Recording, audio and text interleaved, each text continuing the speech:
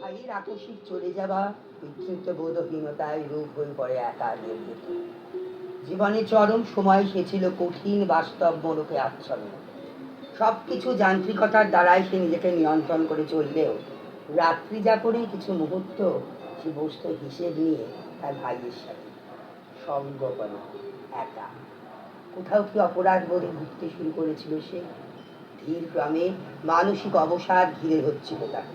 আসলে দুই ভাই কাণ্ডারি হয়ে পরিবারের ভার স্বচ্ছন্দে নিজ কাঁধে বহন করে নিয়ে এগিয়ে চলবে ভেবেছিল বাণী ও লীলাবতী মায়াবতী। এই ছন্দপতন তাকে আঘাত এনে দিয়েছিল মনের গভীরে।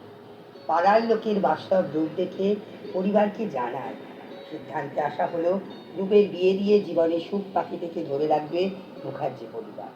মোহ মায়ায় মোড়া এই পৃথিবী। পরিবারের কথা শুনে ফাল্গুনের শেষে স্থির হলো বিয়ের দিন। রোগ বৃষ্টির হাত বদল করে মুখার্জি পরিবারের সাত মোচন ঘটানোর চেষ্টায় রত মুখার্জি পরিবার। জবার সিদ্ধান্তে সেজে ছেড়ে গিয়ে থাকবেন ফুলবাগান। এসবের আরম্ভে হলো নবতম সাজ। নতুনের আগমনে পুরাতনের গমন সূচিত।